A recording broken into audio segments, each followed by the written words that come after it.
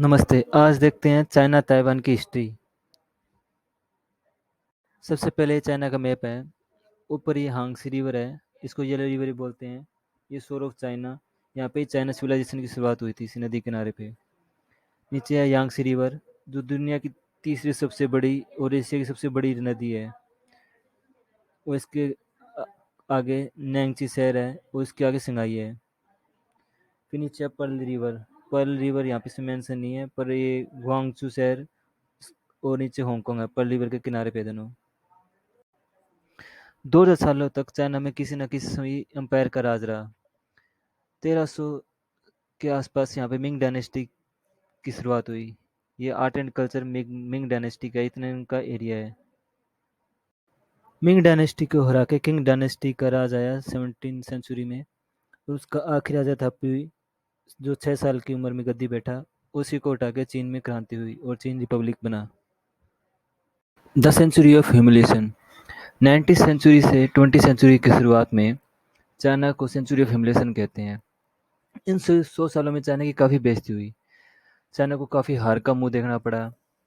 जो imperial power थी, उनकी आर्मी कल्चर, चीन की सेना थी, पर उनकी नेवी बहुत कमज़ोर थी, इसी कारण वो काफ़ी युद्ध हारे। ओपियम वॉर हार गए, सिनो जापान से भी हार गए, फ्रांस से भी हार गए। और भी बहुत लड़ाइयाँ थी जिसमें चीन को हार का सामना करना पड़ा।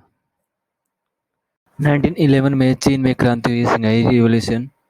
इससे चाइना की किंग डायनेस्टी खत्म हो गई और चाइना का इंपीरियल साम्राज्य खत्म हो गया और चाइना रिपब्लिक की तरफ बढ़ने लगा। डॉक्टर सन यात सेन, जो जापान में रहकर इस क्रांति को कर रहे थे, उनका काफ़ी रोल था। वो बाहर से पढ़ कर आए थे और वो वेस्टर्न सोच को मानते थे, लिबर्टी, फर्टिनिटी, इन चीज़ों को मानते थे। तो इनका उन क्रांति में काफ़ी रोल था। The civil war. चाइना में 2027 से लेकर 1949 तक एक सिविल वॉर चला रहा, जिसको डॉक्टर sun yat सेन के मरने के बाद चांग kai शेक ने केएमटी पार्टी को संभाला। और सेकंड था कम्युनिस्ट पार्टी ऑफ चाइना, जिसको लीड करे थे माओ माओ जेडोंग। माओ चाइना में को कम्युनिस्ट बनाना चाहते थे। उनकी सोच थी सोशलिस्ट और कम्युनिस्ट देश बने। वो सोशलिस्ट क्रांति लाना चाहते थे और डॉक्टर sun yat सेन इसके खिलाफ थे। वो कम्युनिस्ट को सबसे बड़ा खतरा मानते थे और वो देश में समाजवाद और लोकतंत्र लाना चाहते थे।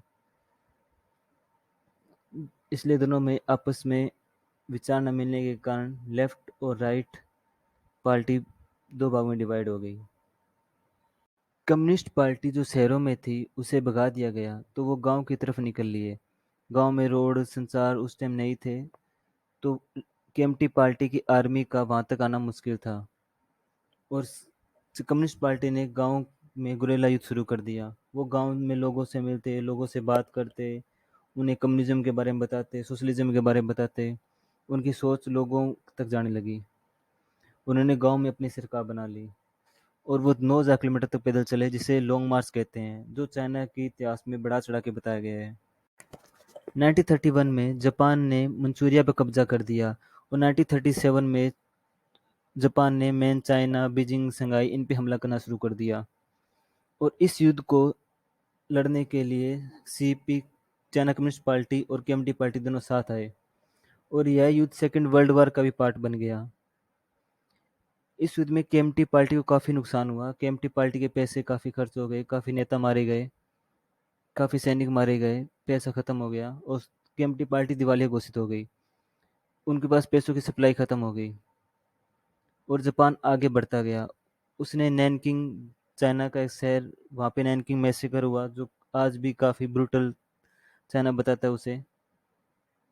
और जापान ने तब तक हमला किया जब तक सेकेंड वर्ल्ड वॉर में जापान पे परमाणु बम से हमला नहीं हो गया। और दूसरी तरफ माओ गांव में जाकर लोगों से मिलने लगे। उन्होंने लोगों का सपोर्ट मांगा। उन्होंने उनको लैंड रिफॉर्म, आपको ज़मीन देंगे, बड़ी ज़मींदारों से ज़मीन लेंगे, समाजवाद लेकर आएंगे, पढ़ाई फ्री होगी।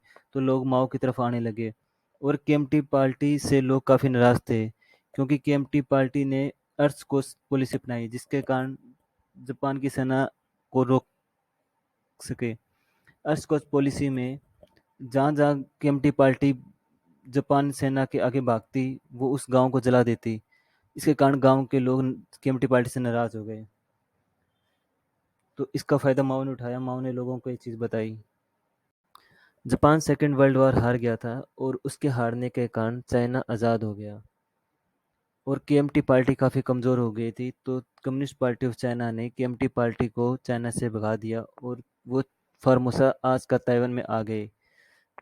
चियांग kai शेक ने रिपब्लिक ऑफ चाइना की शुरुआत ताइवान में की और माओ ने पीपल्स रिपब्लिक ऑफ चाइना की शुरुआत 1 अक्टूबर 1949 को मेनलैंड चाइना में की। और ये था आज का चाइना और ताइवान। चियांग kai शेक अपने नेताओं के साथ फार्मोसा ताइवान आ गए। उन्होंने यहाँ पे फार्मोसा में डेमोक्रेसी की शुरुआत की और रिपब्लिक ऑफ चाइना बनाया। और माओ ने मेनलैंड चाइना में पीपल्स रिपब्लिक ऑफ चाइना की शुरुआत की और इसे कम्युनिस्ट देश बनाया।